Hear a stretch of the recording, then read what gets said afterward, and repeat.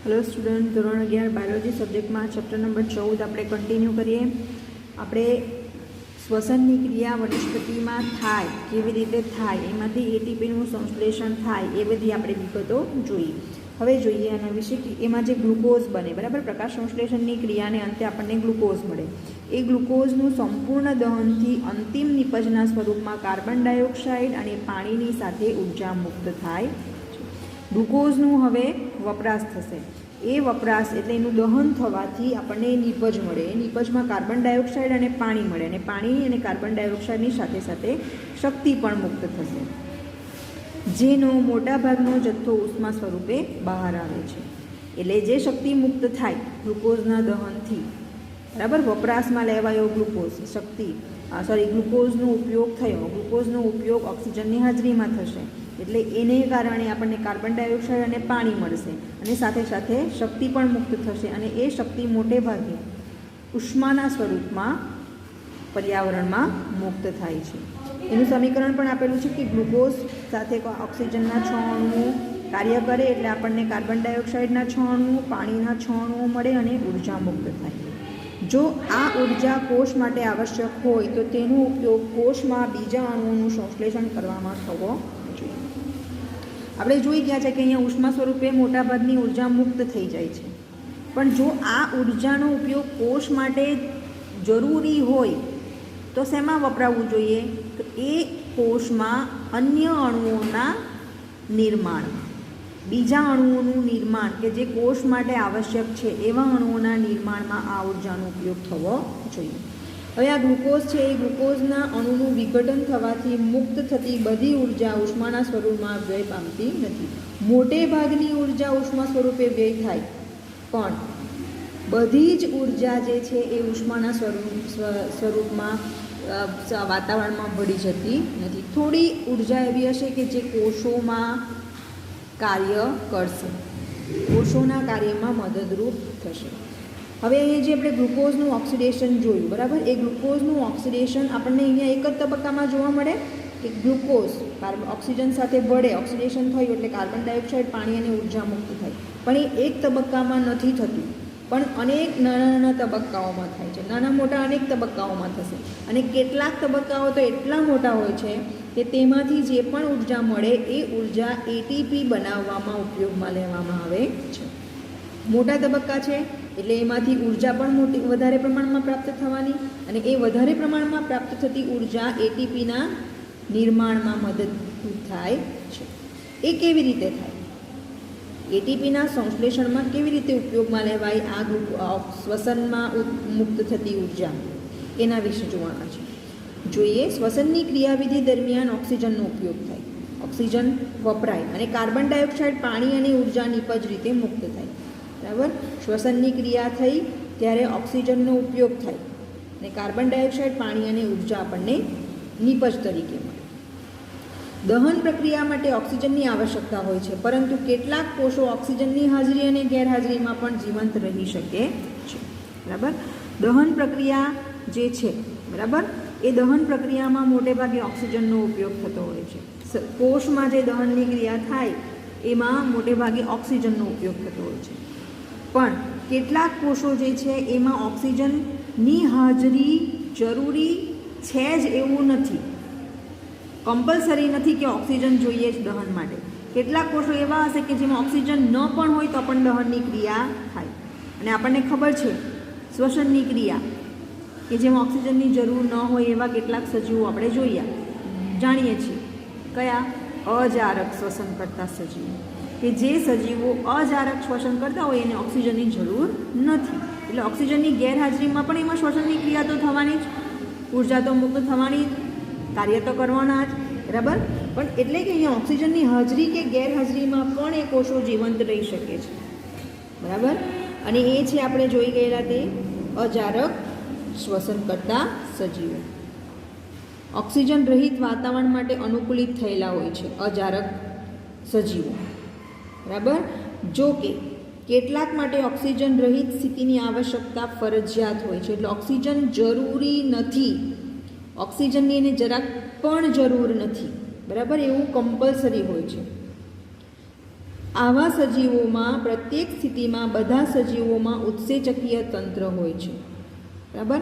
હવે ઓક્સિજન જરૂરી છે કે નથી જરૂરી એ કોષ પર ડિપેન્ડ કરે, બરાબર. અને એ કોઈ પણ કોષ હોય એવા બધા જ સજીવોમાં ઉત્સેચક આવેલા હોય છે, અને એ ઉત્સેચક એ ગ્લુકોઝને ઓક્સિજનની મદદ વગર આંશિક રીતે ઓક્સિડેશન કરે છે.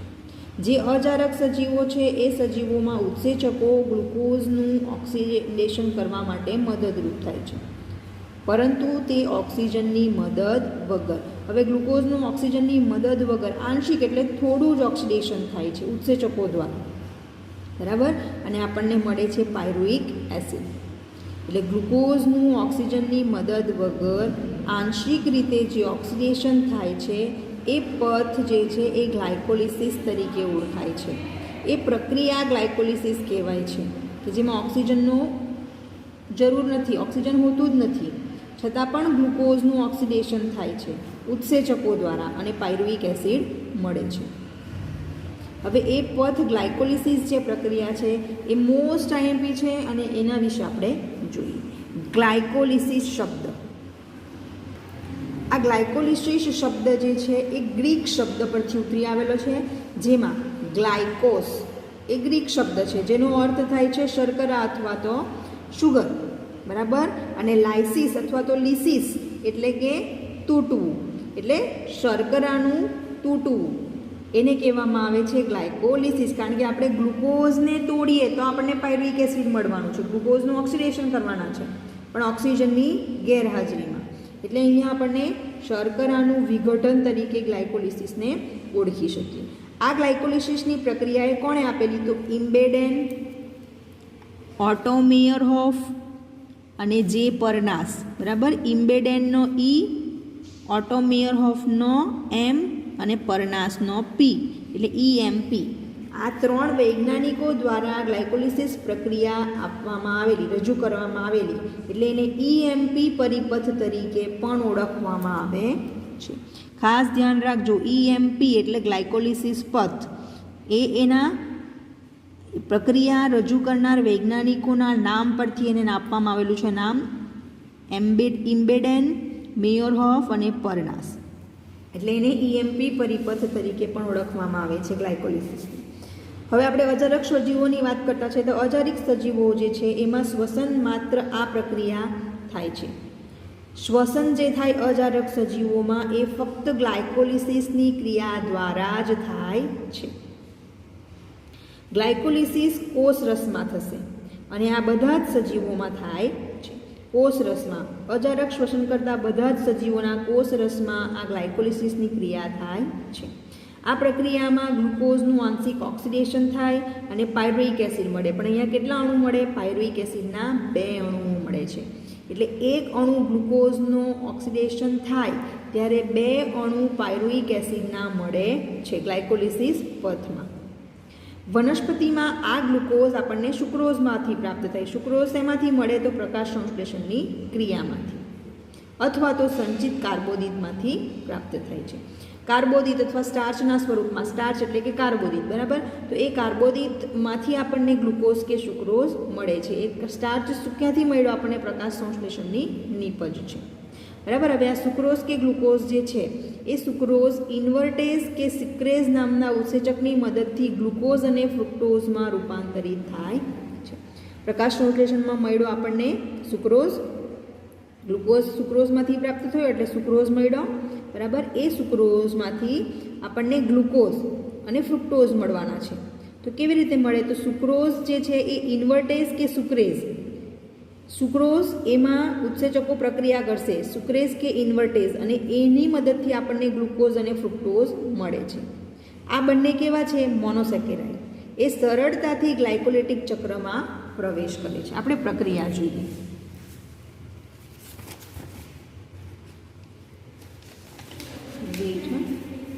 એક જ મિનિટ જુઓ, આપણને પ્રકાશ સંશ્લેષણમાંથી સુક્રોઝ મળ્યું, બરાબર. એ સુક્રોઝમાંથી આપણને ગ્લુકોઝ અને ફ્રુક્ટોઝ મળશે. પણ કેવી રીતે ગ્લુકોઝમાંથી ફ્રુક્ટોઝ બન્યું? તો એના માટે સુક્રેઝ ઉત્સેચકનો ઉપયોગ થાય. સુક્રેઝ ઉત્સેચક કાર્ય કરશે અને ગ્લુકોઝ અને ફ્રુક્ટોઝ મેળવશે અને આ ગ્લુકોઝ અને ફ્રુક્ટોઝ એ હવે ગ્લાયકોલિટિક પથમાં સરળતાથી પ્રવેશ કરે છે. ગ્લાયકોલિટિક પથ એટલે કયો? ગ્લુકોઝમાંથી આપણને પાયરુવિક એસિડ મેળવવાનું છે. એક જ તબક્કામાં નથી થતું, ઘણા બધા તબક્કા, એ ઘણા બધા તબક્કાઓ આપણે જોવાના છે, પણ ગ્લુકોઝ હવે એ પથમાં પ્રવેશ કરી શકે છે. ગ્લુકોઝ તેમજ ફ્રુક્ટોઝ એ હેક્ઝોકાઇનેઝ ઉત્સેચક દ્વારા ફોસ્ફોરાયલેશન પામીને ગ્લુકોઝ 6 ફોસ્ફેટ બનાવે છે. આ ગ્લુકોઝ હવે પ્રવેશી ગયો, એના ઉપર હેક્ઝોકાઇનેઝ ઉત્સેચક પ્રક્રિયા કરશે અને એનું ફોસ્ફોરાયલેશન કરશે અને શું બનાવશે? Glucose 6 phosphate. હવે આ ગ્લુકોઝમાં અહીંયા પ્રક્રિયા કરશે હેક્ઝોકાઇનેઝ ઉત્સેચક અને શું બનાવશે? Glucose 6 phosphate. એટલે ગ્લુકોઝ એટલે 6 કાર્બન છે, બરાબર? એ છઠ્ઠા કાર્બન ઉપર આપણને કયો ફોસ્ફેટ સમૂહ જોડાશે, બરાબર? છઠ્ઠા કાર્બન ઉપર ફોસ્ફેટ સમૂહ જોડાય એટલે ફોસ્ફોરાયલેશન થયું કહેવાય. ગ્લુકોઝ પર હેક્ઝોકાઇનેઝ પ્રક્રિયા કરીને છઠ્ઠા કાર્બન પર ફોસ્ફેટ સમૂહ ઉમેરે છે અને ગ્લુકોઝ 6 ફોસ્ફેટનું નિર્માણ કરે છે. ફોસ્ફોરાયલેશન કર્યું. હવે ગ્લુકોઝનું ફોસ્ફોરાયલેશન થયા બાદ તેના સમઘટક ફ્રુક્ટોઝ 6 ફોસ્ફેટમાં રૂપાંતરિત થાય છે. એટલે શું? ગ્લુકોઝમાંથી આપણને મળવાનું ફ્રુક્ટોઝ 6 ફોસ્ફેટ. આપણને ખબર છે કે ગ્લુકોઝ અને ફ્રુક્ટોઝ એ મોટે ભાગે સેમ સ્ટ્રક્ચર ધરાવે, ફક્ત એના બીજા કાર્બન ઉપર થોડું હાઇડ્રોજન અને હાઇડ્રોક્સિલ જે સમૂહ છે એમાં થોડા ઘણા ફેરફાર આવે એટલે એનો સમઘટક કહેવાય. ગ્લુકોઝનો સમઘટક કયો છે? ફ્રુક્ટોઝ. તો ગ્લુકોઝનું અહીં ફ્રુક્ટોઝ 6 ફોસ્ફેટમાં રૂપાંતર થઈ જશે, બરાબર? આગળ જોઈએ.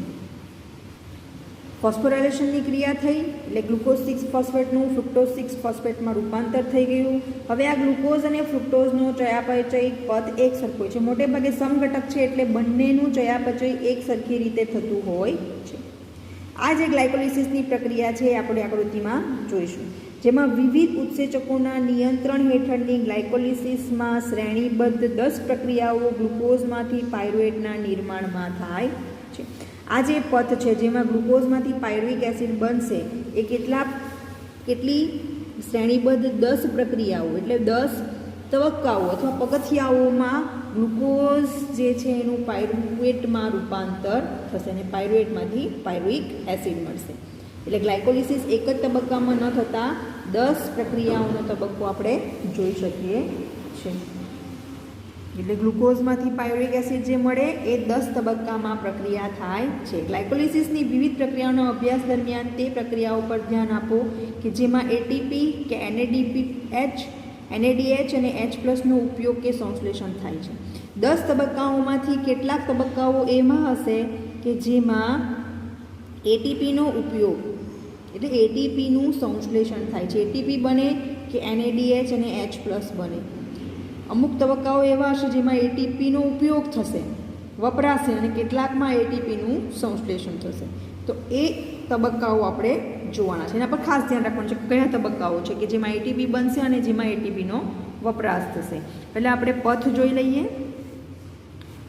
આ તમે જોઈ શકો, આ ગ્લુકોઝ, બરાબર? આપણે સુક્રોઝમાંથી જે મેળવેલું તે ગ્લુકોઝ ઉપર હેક્ઝોકાઇનેઝ ઉત્સેચક પ્રક્રિયા કરે અને અહીંયા ગ્લુકોઝ 6 ફોસ્ફેટનું નિર્માણ થાય. તમે અહીંયા પેન્સિલથી લખી શકો હેક્ઝોકાઇનેઝ, અને કમ્પલસરી લખવાનું જ છે. આપણને જ્યારે પૂછાય ને એક્ઝામમાં ત્યારે અહીંયા હેક્ઝોકાઇનેઝ ઉત્સેચક લખેલું જ હોવું જોઈએ. ગ્લુકોઝ 6 ફોસ્ફેટમાં રૂપાંતર કરશે. આ દરમિયાન ફોસ્ફેટ સમૂહ ક્યાંથી આવ્યો? તો ફોસ્ફોરાયલેશન, અને એ ફોસ્ફોરાયલેશન માટે એટીપીનું વિઘટન થશે અને એડીપી અને એક ફોસ્ફેટ છૂટો પડશે અને એ ફોસ્ફેટ ગ્લુકોઝના છઠ્ઠા કાર્બન ઉપર જોડાશે. અહીંયા ફોસ્ફેટ આપણને એટીપીમાંથી મળે છે એટલે અહીંયા એક એટીપીનો વપરાશ થયો કહેવાય. તબક્કા ખાસ ધ્યાન રાખજો, કયા તબક્કામાં એટીપીનો વપરાશ થાય અને ક્યાં એટીપી બને. તો ગ્લુકોઝમાંથી ગ્લુકોઝ 6 ફોસ્ફેટમાં રૂપાંતર થાય ત્યારે એટીપી વપરાય છે, કારણ કે અહીંયા એડીપી પ્લસ પીઆઈ છૂટો પડશે, એક ઇનઓર્ગેનિક ફોસ્ફેટ, અને એ ફોસ્ફેટ ક્યાં જોડાશે? તો ગ્લુકોઝના છઠ્ઠા કાર્બન ઉપર. C6 છે ને એટલે છઠ્ઠા કાર્બન ઉપર ફોસ્ફેટ સમૂહ જોડાઈ જશે. હવે ફોસ્ફોરાયલેશન થાય એટલે એનું સમઘટક ફ્રુક્ટોઝ 6 ફોસ્ફેટમાં રૂપાંતરિત થઈ જશે, કારણ કે બંનેનો ચયાપચય પથ એક સરખો છે. હવે આ ફ્રુક્ટોઝ 6 ફોસ્ફેટ જે છે એ ફ્રુક્ટોઝ 6 ફોસ્ફેટમાં ફરી પાછું ફોસ્ફોરાયલેશન થાય અને એક વધારે ફોસ્ફેટ સમૂહ એના ફર્સ્ટ કાર્બન પર જોડાય.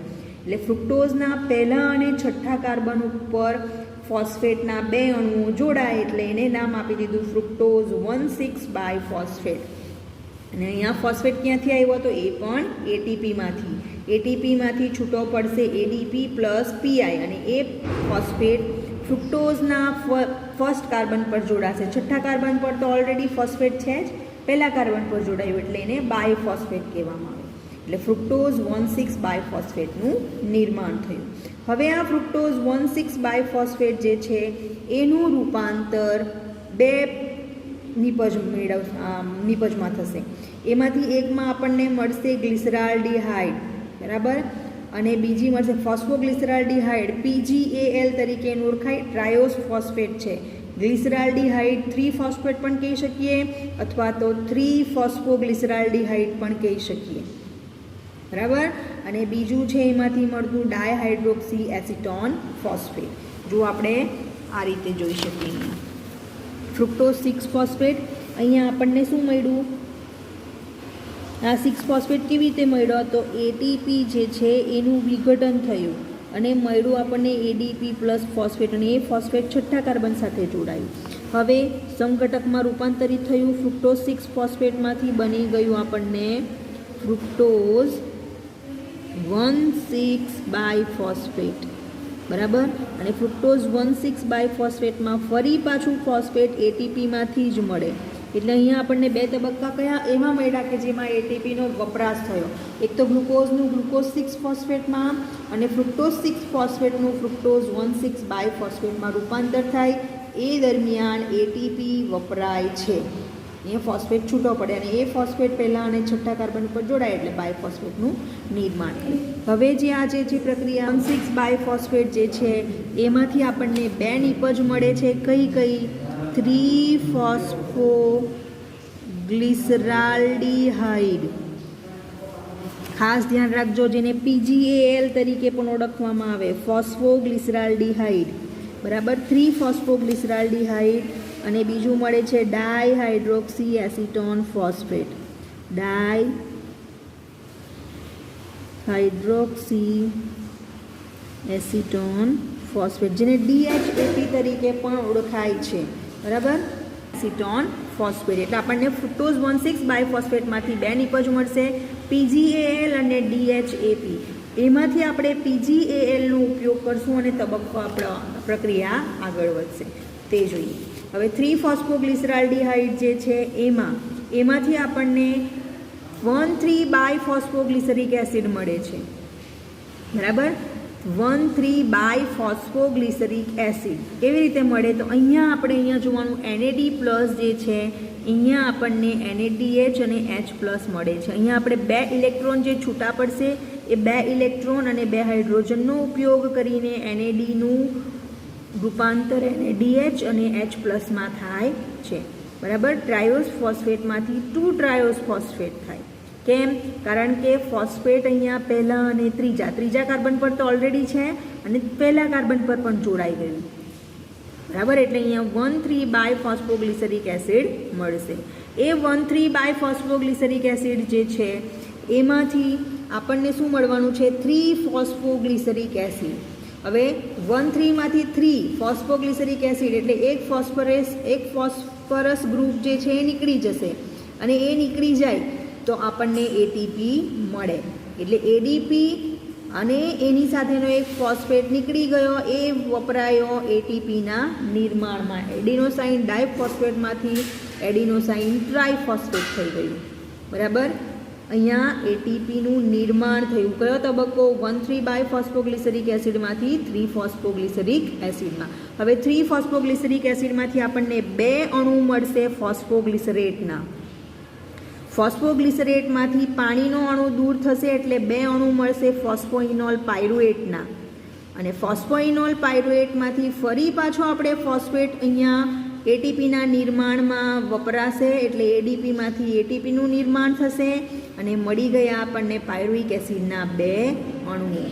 એટલે અહીંયા આપણને પાયરુવિક એસિડના 2 અણુઓ મળી ગયા. અને આ તબક્કા કેટલા છે? 10 તબક્કામાં ગ્લુકોઝનું ઓક્સિડેશન થશે અને પાયરુવિક એસિડના 2 અણુઓ આપણને મળે છે. અહીંયા ફોસ્ફોઇનોલ પાયરુવેટમાંથી જ્યારે પાયરુવિક એસિડ બને ત્યારે એટીપીનું નિર્માણ થાય છે. એટલે એટીપી નિર્માણ 2 તબક્કામાં થાય.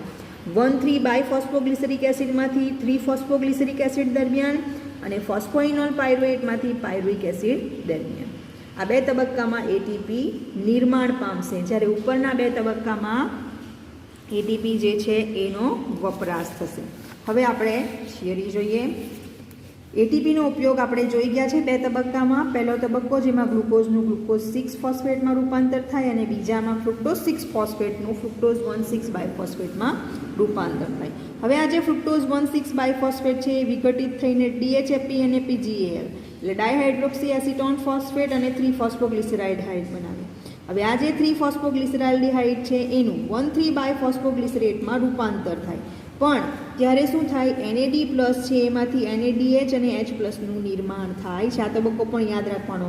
કયા તબક્કામાં NADનું NADH H+માં રૂપાંતર થાય? તો કયા તબક્કામાં આવશે? ફ્રુક્ટોઝ ફોસ્ફોગ્લિસરાલ્ડિહાઇડમાંથી 1,3 બાયફોસ્ફોગ્લિસરેટ દરમિયાન. બરાબર. હવે આ PGLમાંથી 2 સમાન રેડોક્સ 2 હાઇડ્રોજન પરમાણુના સ્વરૂપમાં NAD+ સાથે જોડાઈને સ્થાયી બનીને એક અણુની જેમ સ્થળાંતરિત થાય. NADમાંથી NADH કેવી રીતે બન્યા? તો 2 હાઇડ્રોજન અણુઓ જોડાશે. બરાબર. 2 હાઇડ્રોજનના અણુઓ જે છે એ NAD+ સાથે જોડાય અને સ્થાયી બને અને NADH અને H+ બને છે. હવે આ PGAL એટલે ફોસ્ફોગ્લિસરાલ્ડિહાઇડ જે છે એનું ઓક્સિડેશન થશે અને અકાર્બનિક ફોસ્ફેટ મળવાથી શું મળશે આપણને? બાયફોસ્ફોગ્લિસરિક એસિડ. અકાર્બનિક ફોસ્ફેટ કેવી રીતે મળ્યો? તો અહીંયા આપણને એડીપીમાંથી એટીપીનું જે નિર્માણ થાય છે તે. બરાબર. બાયફોસ્ફોગ્લિસરિક એસિડમાં રૂપાંતર થાય. હવે આ બાયફોસ્ફોગ્લિસરિક એસિડ એટલે કયું? આ PGALમાંથી આપણને મળ્યું બાયફોસ્ફોગ્લિસરિક એસિડ. હવે આ બાયફોસ્ફોગ્લિસરિક એસિડનું 3 ફોસ્ફોગ્લિસરિક એસિડમાં પરિવર્તન પણ ઉર્જા ત્યાગી પ્રક્રિયા છે. ઉર્જા ત્યાગી એટલે કે અહીંયા આપણને શક્તિ મળે. શક્તિ એટલે એટીપી મળે. બરાબર. એટલે આમાંથી આપણને એટીપી મળશે. આ ઉર્જાનો ઉપયોગ એટીપીના સંશ્લેષણમાં થાય છે. હવે 3 ફોસ્ફોમાંથી ફોસ્ફોગ્લિસરેટ બને. ફોસ્ફોગ્લિસરેટમાંથી PEP એટલે ફોસ્ફોઇનોલ પાયરુવેટ બને. એ ફોસ્ફોઇનોલ પાયરુવેટમાંથી પાયરુવિક એસિડ બને. તે દરમિયાન પણ એટીપીનું નિર્માણ થાય. તો અહીંયા આપણે ગણી શકીએ કે કેટલા એટીપીના અણુઓ નિર્માણ પામ્યા અને કેટલાનો ઉપયોગ થયો. બરાબર. એ વિશે આપણે નેક્સ્ટ જોઈશું. પરંતુ અહીંયા જે પાયરુવિક એસિડ બને છે ગ્લાયકોલિસિસના તબક્કામાં, બરાબર, એનું આગળ પ્રક્રિયા કેવી રીતે થાય? એનું ચયાપચય કેવી રીતે થાય? તો એ કોષોની આવશ્યકતા પર આધારિત છે. કોષને કેટલા પ્રમાણમાં આવશ્યકતા છે પાયરુવિક એસિડની એના પર આધારિત છે. અને એ પાયરુવેટનું જે ચયાપચય છે એ 3 રીતે થાય છે. કઈ 3 રીત? તો કેટલાક કોષો એ ગ્લાયકોલિસિસ દ્વારા ઉત્પન્ન થતા પાયરુવિક એસિડનો ઉપયોગ કરે છે. બરાબર. તે લેક્ટિક એસિડ આથવણ. 3 તબક્કા કયા છે? 3 તબક્કામાં લેક્ટિક એસિડ આથવણ, આલ્કોહોલિક આથવણ અને જારક શ્વસન એ 3 તબક્કામાં પાયરુવિક એસિડનો ઉપયોગ થાય છે. મોટાભાગના પ્રોકેરિયોટિક અને એકકોષીય યુકેરિયોટિક્સમાં આથવણ અજારક પરિસ્થિતિમાં થાય છે. એટલે પ્રોકેરિયોટિક અને એકકોષીય યુકેરિયોટિકમાં આ જે આથવણની ક્રિયા છે એ અજારક એટલે ઓક્સિજનની ગેરહાજરીમાં થાય છે. અને ગ્લુકોઝનું પૂર્ણ ઓક્સિડેશનના ફળ સ્વરૂપે આપણને કાર્બન ડાયોક્સાઇડ અને પાણી મળે છે. બરાબર. અને આ પાણીનું નિર્માણ ક્રેબ્સ ચક્ર દ્વારા થાય છે, જેને જારક શ્વસન કે શ્વસન પણ કહેવામાં આવે છે. બરાબર. શ્વસન અથવા તો જારક શ્વસન. કેમ? કારણ કે ઓક્સિજન જરૂરી છે એટલા માટે. બરાબર. અહીંયા ઓક્સિડેશન થશે ગ્લુકોઝનું, પરંતુ ઓક્સિજનની હાજરીમાં જ થશે અને આપણને કાર્બન ડાયોક્સાઇડ અને પાણી મળે. કારણ કે પૂર્ણ ઓક્સિડેશન, આંશિક ઓક્સિજનની ગેરહાજરીમાં આંશિક થાય અને પાયરુઇક એસિડ મળે. એ પાયરુઇક એસિડમાંથી આપણને હવે કાર્બન ડાયોક્સાઇડ અને પાણી એટલે પૂર્ણ ઓક્સિડેશન થાય. ઓક્સિજનની હાજરીમાં જ થશે એટલે એને જારક શ્વસન અથવા તો શ્વસનની ક્રિયા તરીકે પણ ઓળખી શકીએ. તો હવે જે આથમણની ક્રિયા છે એ વિશે આપણે નેક્સ્ટ ટાઈમ જોઈશું. Thank you.